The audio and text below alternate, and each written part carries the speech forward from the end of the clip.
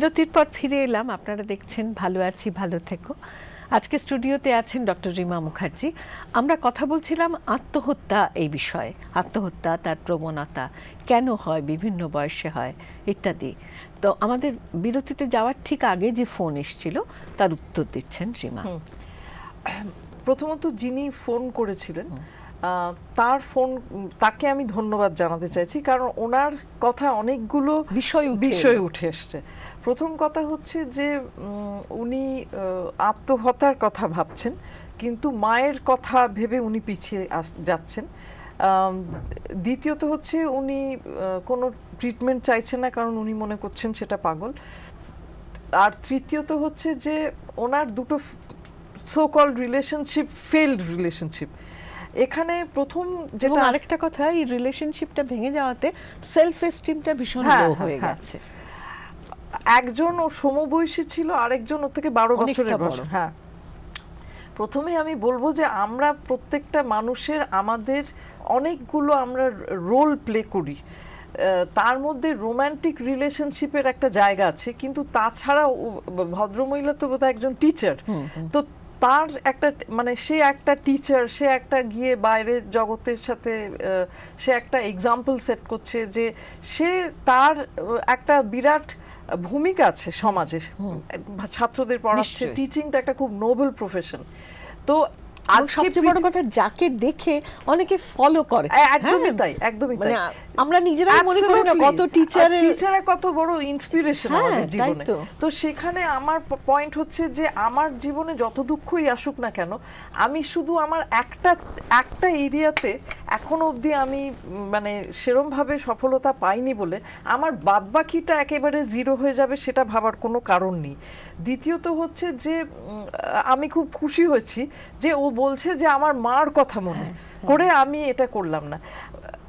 ওনার বয়সটা আমার মনে নেই, বলেছেন কিনা আমি জানি না, কিন্তু হ্যাঁ, মাকে উনি অতগুলো বছর দেখেছেন। আর এই লোকটি যার জন্য, ভদ্রলোকটির জন্য ও রিলেশনশিপটা মানে তার সাথে একটা 2 মাসের সম্পর্ক, সেই 2 মাস এগেনস্ট আমি যদি ধরেও নিই যে অন্তত ইভেন 25 মানে ইয়ার্সেরও যদি মহিলা হন, তো 25-26 বছর তো মাকে দেখে এসছে, তো মার কথাটা তো নিশ্চয়ই মনে রাখা উচিত এবং মনে রেখেছেন বলে আমি মানে এটা একটা মা এখানে একটা খুব বড় প্রোটেক্টিভ ফ্যাক্টর, এবং আমি খুব খুশি যে মায়ের কথা ভেবে সে এগোয়নি।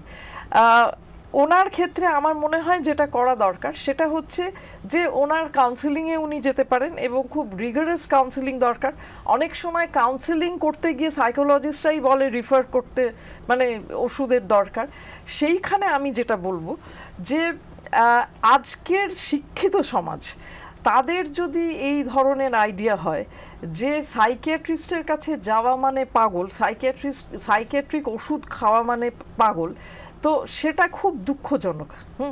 কারণ কি, আমাদের একটা শরীর আছে, আমাদের একটা মন আছে। যদি আমাদের শরীর খারাপ হতে পারে, আজকে ঠিক এই কথাটা দিয়ে শুরু করেছিলাম, একদমই যদি শরীরটা খারাপ হয় তাহলে মনটা খারাপ হতেই পারে, ওষুধ নেব না কেন? সেকেন্ডলি হচ্ছে মানে এই যে 60 লাখ আমরা বলছি মানে মেন্টাল ডিসঅর্ডার, তার মধ্যে 10 to 20 লাখ হচ্ছে সিভিয়ার সাইকিয়াট্রিক ইলনেস। বাদবাকি অলমোস্ট মানে তাহলে দাঁড়াচ্ছে বাদবাকি 50 লাখ হচ্ছে অ্যাকচুয়ালি ডিপ্রেশনে, মানে ম্যাড না স্যাড। হ্যাঁ, স্যাড। সো বেশিরভাগ পেশেন্টরাই স্যাড, এবং একজন যে ফোন করে এরকম সুন্দর কথা বলতে পারে তাকে কেউই ম্যাড বলবে না, তাকে স্যাড বলবে, কথা শুনে স্যাডই বলবে।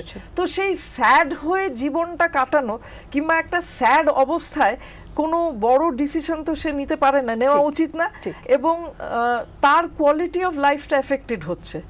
সে যদি ট্রিটমেন্ট করে ভালো হয়ে যায়, সে নিজেকে এটা থেকে বঞ্চিত করছে কেন?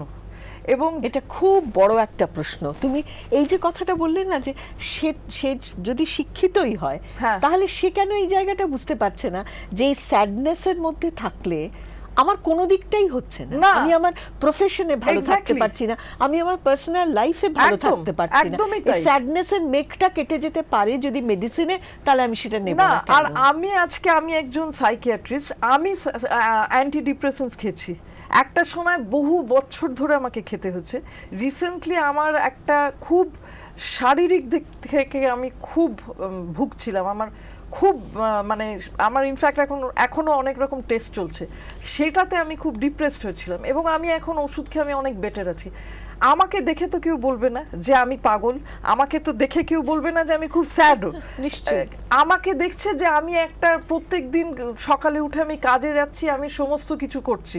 তো আমার কোয়ালিটি অফ লাইফ আমি ইমপ্রুভ করেছি। আমি নিজে আজকে অন ক্যামেরা বলতে পারছি এই কথাটা যে আমি মনে করি যে আমার যদি মানে আমার যদি চোখের প্রবলেম হয়, আমি যেরকম চোখের ডাক্তারের কাছে যাব, সেরকম আমার যদি মানসিক দিক থেকে আমি খুব স্ট্রেসড হই, আমি সেই স্ট্রেসটাকে আরো বাড়তি দিয়ে আমার আরো ক্ষতি করব কেন?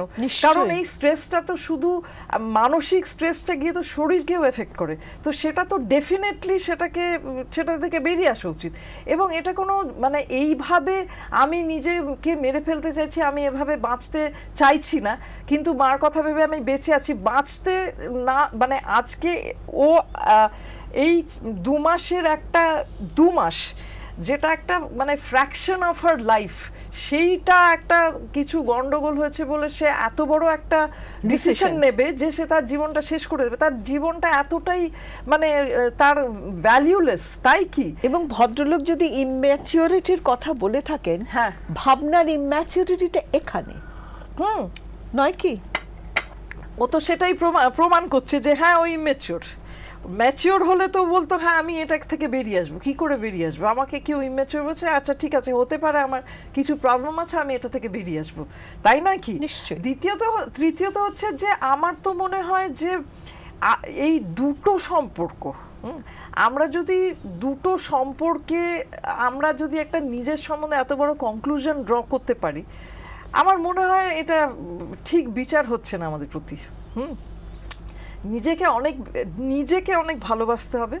এই যে একটা লড়াকু মনোভাব হয়েছিল যে আমার বিয়েটা কোনো কারণে ওয়ার্কআউট করলো না, যেটা দিয়ে শুরু করেছিল, সেইভাবেই ভাবতে হবে। এটাও কোনো কারণে বয়সের গ্যাপটা তো অনেক বেশি। যে কেউ বলবে যে বাবা 12 বছরের তো অনেক গ্যাপ, আজকে যে ধরনের মানে সম্পর্কগুলো, সেটা তো অনেকটা বন্ধুত্বর একটা জায়গা থাকে, সেখানে এতটা গ্যাপ সে তো ইম্যাচিউর মনে করতে পারে। ও কিছুদিন পরে ওকে দাদু দাদু মনে হতে পারে, তাতে কি ওই লোকটা গিয়ে সুইসাইড করবে যে আমাকে দাদু দাদু ভাবছে? তা তো মনে করবে না। তো তাহলে ওই বা কেন এটা মনে করছে? আমার মনে হয় যে ওর এই ট্রিটমেন্টটাকে খুব অ্যাগ্রেসিভলি নেওয়া উচিত এবং নিজেকে একেবারেই এই যে আমি কি পাগল, কি আমি কি ম্যাড না ভেবে, হ্যাঁ আমি স্যাড, আমার এটা থেকে বেরিয়ে আসা উচিত। রিমার এই কথাটা আমার আজকে ভীষণ মনে ধরলো, একটা কথা যে সব মানুষের বোঝার জন্যে যে ম্যাড আর স্যাড, আমাদের ম্যাডনেসটা একটা অল্প সংখ্যায় রয়েছে, স্যাডনেসটা কিন্তু ছড়িয়ে আছে। ওই যে একটা কালো মেঘ বলছিলাম, প্রতিদিন একটু একটু করে ছড়াচ্ছে, সেটা কিন্তু স্যাডনেস। আর এই স্যাডনেসটা একটু হেল্প নিলে কিন্তু আমরা কাটাতে পারি। আর যারা এই একটু স্যাড থেকে যখন বেরিয়ে আসে না, তারা খুব গ্ল্যাড হয় যে হ্যাঁ আমি এই চমৎকার শব্দ যে হ্যাঁ আমি এইটার থেকে বেরিয়ে এসে আমি কত ভালো আছি, তাই না? মানে কদিন মানে আকাশটা ঝকঝকে না হলে যেদিন প্রথম রোদ ওঠে, একদম কি দারুণ লাগে বলো তো? একদমই তাই, ভীষণ ভালো লাগে সেই রকম। আর তারপরে ও ফিরে দেখে ওর নিজের প্রতি ওর মনে হবে আজকে এই একটা ব্যাপার নিয়ে আমার এতটা একটা বড় সিদ্ধান্ত নিতে চলেছিলাম। এবং যেটা একটু আগেই বলা হয়েছে যে একটা সুইসাইডও হওয়া উচিত না, ইট ইজ হাইলি প্রিভেন্টেবল। এবং প্রত্যেকটা মানুষ সে একটাই জিনিস যে আজকে অনেক নামি দামি লোক যখন তারা সুইসাইড করে, কোথাও কি মানে এই লোকটা সুইসাইড করলো, কোথাও যেন ওর সব এত দিনের এত ভালো কাজটা কোথাও একটা সে ভন্ডুল করে দিল না। একদম ওই একটা কাজ, এত বছরের ভালো কাজ, আজকে এই মেয়েটি যে ফোন করেছে, আমি মেয়েটি বলছি, সে যে একটা লড়াকু মনোভাব নিয়ে একদিন তো সে নিজেকে একটা আজকে টিচিং প্রফেশনে ঢুকেছে, তো সে এটা তো একটা তার খুব পজিটিভ জিনিস ছিল, অ্যাচিভমেন্ট। সেই অ্যাচিভমেন্টটা তো গোল্লায় যাবে যদি সে একটা সুইসাইডের মানে করে কিংবা অ্যাটেম্প নেয়, তাই না? তখন লোকে বলবে এই মা এর কাছ থেকে তো এটা অ্যাকসেপ্ট করিনি। আমরা কাদের দিকে মুখ তুলে তাকাই? যারা হচ্ছে যে খুব কঠোর মানে কঠিন সময়ের মধ্যে দিয়ে গিয়েও তারা কিন্তু হেরে যায়নি। ঠিক তাই না? একদম আবার উঠে দাঁড়িয়েছে। এইটাই হচ্ছে কিন্তু আমার মনে হয় ভীষণ ইম্পর্টেন্ট। একটা ফোন আছে আমাদের। হ্যালো হ্যালো হ্যালো, না লাইনটা কেটে গেছে বোধহয়। আচ্ছা, আমরা যেখানে ছিলাম তুমি বলছিলে না যে ফ্রাস্ট্রেশন টলারেন্সটা ভীষণ কম। হ্যাঁ, আর একটা হচ্ছে যে সম্পর্ক আজকালকার এই ফোন কলেও যেটা হলো যে সম্পর্কতে একটা এই বয়ঃসন্ধির সময় তো ছেলেমেয়েরা খুব অল্প বয়সী, তাদের পুরোপুরি পার্সোনালিটিটা তখনও তৈরি হয়নি। তার উপর যদি কোনো রকমের কোনো কষ্ট না নিতে পারে, তো এই যে সম্পর্কগুলো এগুলো তো বেশিরভাগ ক্ষেত্রেই টেকে না। আজকালকার সম্পর্কগুলো আরো তো কমপ্লেক্স হয়ে যাচ্ছে, আরো কি বলবো সুপারফিশিয়াল লেভেলেও তো হচ্ছে, যেখানে ফেসবুকে জানি না চিনি না তার সাথে ফেসবুকের মাধ্যমেই হয়তো দেখা গেল অনেক দূরে গিয়ে।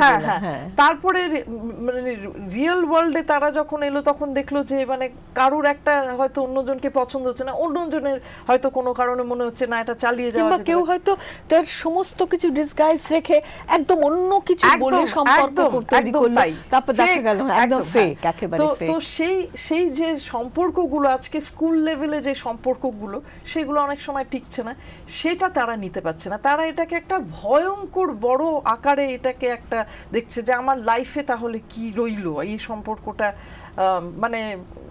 পারলাম না, এই সম্পর্কটা সেখানে একটা বাবা মারা হয়তো অনেক সময় এটাকে হ্যান্ডেল করতে পারে না। এই যে হয়তো দেখা যাচ্ছে যে ভয়ঙ্কর একটা তাদের একটা ইন্টেন্স কিছু একটা রিলেশন, সেখানে দুম করে বাবা ওখান থেকে ছাড়িয়ে দিয়ে অন্য একটা স্কুলে পাঠিয়ে দিল কি অন্য একটা জায়গায় পাঠিয়ে দিল।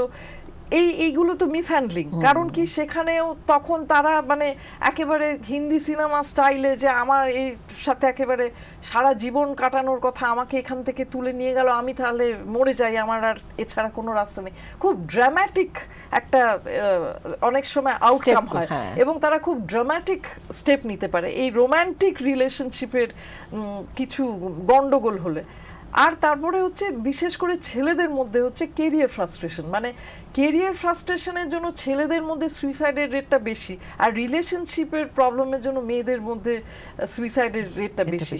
ছেলেদের ক্ষেত্রে হচ্ছে যে একটা হচ্ছে তো যে বাবা মার এক্সপেকটেশন কিংবা আশেপাশের লোকের এক্সপেকটেশন, আরেকটা হচ্ছে তার নিজের পছন্দের যে লাইনটা সে মনে করেছিল যেটা নিয়ে হয়তো সে চেষ্টা করেছে যে সেইটাতেই সে করবে, আর অনেকে খুব রিজিডলি ধরে থাকে যে আমি আইআইটিতে আমাকে পেতেই হবে, সেটার জন্য হয়তো গত 4 বছর ধরে ট্রাই করছে এবং সেটা হয়তো সে পেল না, কিংবা সে ডাক্তারির জন্য ট্রাই করছে সে হয়তো পেল না।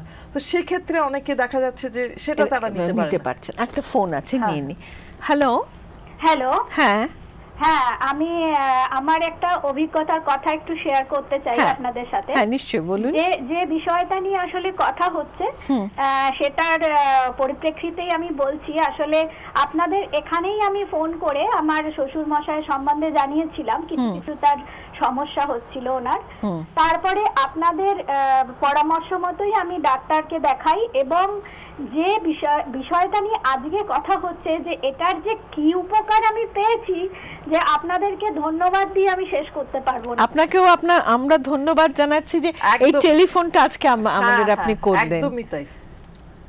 হ্যাঁ, হ্যালো হ্যালো, হ্যাঁ হ্যাঁ, আমি পশ্চিম মেদিনীপুর থেকে বলছি। হ্যাঁ বলুন। হ্যাঁ, আমার নিজের ভাইয়ের মেয়ে, ও এই বছর ইংলিশ অনার্স কমপ্লিট করেছে। তো ও একটা সম্পর্কের মধ্যে ছিল, ছেলেটি 3 বছর ওর সঙ্গে ঘোরাঘুরি করার পর হঠাৎ বিক্রি করেছে। ও ওইটা নিতে পারছে না, এখন প্রায় পাগলামির পর্যায়ে গেছে। আমরা পশ্চিম মেদিনীপুরে দেখিয়েছিলাম, হয়নি, ওখান থেকে বর্ধমান মেডিকেল কলেজে দেখিয়েছিলাম, ওখান থেকে ডাক্তারবাবু কলকাতায় বসেন, ওখানে 2বার দেখানো হয়েছে, ওষুধ ইঞ্জেকশন সবই চলছে, কিন্তু ও একটা পাগলামির মতো করছে, বেরিয়ে যাচ্ছে বাড়ি থেকে, একটা নিজেকে শেষ করে দেবো এরকম, আর আমার কিছু হবে না, আমি আমার মুখ দেখাতে পারবো না, আমাকে লোকে দেখলে খারাপ বলবে, এই সমস্ত আজকে প্রায় 3 মাস চলছে। আচ্ছা, তো ওর কি ওষুধ বিশুধ চলছে নাকি কাউন্সিলিং চলছে, দুটো চলছে? কাউন্সিলিং প্রথম করানো হয়েছিল, কাউন্সিলিং এর পর এখানে যখন কিছু হচ্ছে না, এখান থেকে আমরা বর্ধমান মেডিকেল কলেজে নিয়ে গেলাম। ওখানে ডাক্তারবাবু দেখে ওকে প্রথম ওষুধ দিয়েছিল, কিছু প্রশ্ন করেছে। ও যেমন সবসময় বলছে যে আমাকে ফোনে একটা ছেলে সবসময় বলছে হ্যাঁ হ্যাঁ পড়ো হবে তোমার হবে। তারপর বলছে ও সিসিটিভিতে আমি কি করছি না করছি, আমি কি কথা বলছি, আমি ওর সঙ্গে যখন কথা বলছি ওকে বোঝাচ্ছি যে তুই ইংলিশ অনার্স পাস করেছিস, MA কমপ্লিট করবি, ফর্ম ফিল আপ করেছিস, রাইসে ভর্তি হয়েছিস, তোর কি চিন্তা, তুই ভালো একটা মেয়ে, তুই বাড়ির প্রথম গ্রাজুয়েট। ও তখন বুঝলো, কিন্তু এই যে দেখো পিসি, এই দেখো এই এখন বলছে এই যে দেখে নিলাম, তুমি তাকে কি কথা বলছো সব শুনে নিলাম। কিন্তু আমার যেটা মনে হয় যে ওকে আপাতত ওষুধটাই খুব মানে দরকার, এবং ওষুধ একটা সময় ওষুধ মানে খাওয়াতে ও একটা ইমপ্রুভমেন্ট হওয়া উচিত। এবং ওর যেটা হয়েছে যে ওই মানসিক আঘাতটার থেকে এই জায়গায় পৌঁছেছে, তো অবশ্যই আপনারা চিকিৎসাটা চালিয়ে যান। আমার ধারণা যে চিকিৎসাটা করতে করতে আপনার মেয়ে নিশ্চয়ই আগের থেকে অনেকটা বেটার। হ্যাঁ ভাইজি ইমপ্রুভ করবে। আরেকটা যে কথা বলছি, এই যে ওনার কথাতে একটা জিনিস উঠে এলো, তুমি সম্পর্ক বলছিলে। হ্যাঁ ধরো একটা সম্পর্ক শুরু হয়েছিল, হ্যাঁ, তারপর একটা সময় মনে হলো, ছেলেটিরও মনে হতে পারে মেয়েটিরও মনে হতে পারে যে না আমরা কম্প্যাটেবল নই, ঠিক এই সম্পর্কটা টেনে নিয়ে যাওয়া সম্ভব হবে না। তখন একজন হয়তো সেই সম্পর্কটা থেকে বেরিয়ে এলো, অন্যজন এই বিট্রে শব্দটা যেই আসে তার মাথার মধ্যে, সঙ্গে সঙ্গে সে নিজেকে ডিপ্রাইভ মনে করে, এবং তখন ওই যে বলছে যে না অন্য লোকে আমাকে খারাপ বলবে, সেটাই মানে তার মনে হলো যে একটা যুদ্ধে আমি হেরে গেলাম, একদম অতএব আমার আর দাঁড়াবার জায়গা রইল না। কিন্তু এটাও তো সত্যি কথা যে যদি আমরা ফিল করতে পারি যে এই সম্পর্কটা ঠিক আমার জীবনে হবে না, মানে আমি ঠিক মতো, তাহলে সেখান থেকে বেরিয়ে আসাটাই তো একদমই তাই। ব্যাপারটা হচ্ছে যে কাউকে তো আর জোর করে ভালোবাসানো যায় না, জোর করে, মানে এই যে অনেক সময় এরকমও আমি দেখেছি যে ছেলেটি বিয়ে করতে চাইছে না, ছেলেটির সাথে মেয়েটির হয়তো কিছুদিন প্রেম হলো, এবার মেয়েটি খুব জোরজবরদস্তি করে মানে বিয়েটা করলো, এবং বিয়েটা করার পরে ছেলেটি যদি সেখানে অলরেডি তার আগেই যদি সে বলে থাকে যে মানে আমি এই বিয়েটা নিয়ে এগোতে চাইছি না, কিন্তু তাকে সে জোর করে যদি বিয়েটা করানো হয়, অলরেডি তো এই সম্পর্কটা তো আগেই তো শেষ হয়ে গেছে, এবং একটা গোটা জীবন কিন্তু তাকে শুনতে হবে আমি তো তোমায় বিয়ে করতে চাইনি, তুমি তো জোর করে বিয়েটা করেছিলে। কাজেই আলটিমেটলি একটা বড় ধাক্কা, নো ডাউট, যে যখন একটা এরকম সম্পর্ক ভেঙে যায় তখন নিশ্চয়ই সেটা একটা প্রচণ্ড কষ্ট পাওয়ারই কথা, এবং সেই সময়টা বাড়ির লোক, আশেপাশের লোককে একটা খুব সাপোর্ট দিয়ে যে এই কষ্টের মধ্যে দিয়ে যাচ্ছে তাকে এই জায়গাটা থেকে আস্তে আস্তে বার করে আনতে হবে। কি একদিন গিয়ে কিন্তু সে বুঝবে যে ওটা ওই রকম একটা সম্পর্কে থাকার থেকে একটা নতুন করে একটা জীবন শুরু করাটা অনেক বেটার। ঠিক। আর একটাও জিনিস বলবো যে অনেকে নতুন করে জীবন মানে করতে গিয়েও হয়তো তারা খুব বেশি চেষ্টা করে, তারা হয়তো কনস্ট্যান্টলি ভাবে যে আমি বিট্রেড হব, এবং সেই জায়গাটা তারা এমন একটা পজেসিভ কিংবা এমন একটা মানে জায়গায় তারা একটা এত ডেসপারেট, এত বেশি কি বলবো ডেসপারেট থাকে যে এই সম্পর্কটাতে যেন কোনো রকম গন্ডগোল না হয়, সেইটার থেকে অনেক সময় সমস্যা তৈরি হতে পারে। সেই ক্ষেত্রে যেটা অনেকটা দমবন্ধ করা একটা ব্যাপার হয়ে যায় না? সেই জন্য যেটা অনেক সময় আমি মনে করি যে খুব যেটা জরুরি সেটা হচ্ছে যে একটা সম্পর্ক থেকে যখন ওই কষ্ট পেয়ে যখন আমি মানে বেরিয়ে এসে আমি তখন আরেকটা সম্পর্কের জন্য আমি রেডি, কিন্তু আমার নিজেকে অনেকটা বুঝতে হবে যে আমি যেন এই আগের সম্পর্কে যে তার মানে রিজেক্টেড হওয়ার জন্য আমি তো নিশ্চয়ই কিছুটা মানুষ হিসেবে পাল্টাবো, সেখানে আমার মধ্যে তারপরে যে সেন্স অফ এটা হবে না যে অবিশ্বাস তৈরি হয় অনেক সময়, যে কিংবা আমরাই তখন অবিশ্বাস করে কিংবা এত বেশি ডেসপারেট হয়ে যায় যে আমরা এমন একটা সিচুয়েশন তৈরি করি যেখানে অ্যাকচুয়ালি এই অন্যজন সে রিজেক্ট করতে না চাইলেও করতে বাধ্য হয়, তখন ওটা কি হয়, ওটা একটা সেলফ ফুলফিলিং প্রফেসি হয়ে যায়, ওটার জন্য কিন্তু অনেক সময় আমরা নিজেরাই দায়ী। তো সেখানে আমার মনে হয় এরকম যখন একটা সিচুয়েশন হয় কাউন্সিলিংয়ে যাওয়া খুব দরকার। কাউন্সিলিংয়ে গেলে নিজের জায়গাটায় আমি কোথায়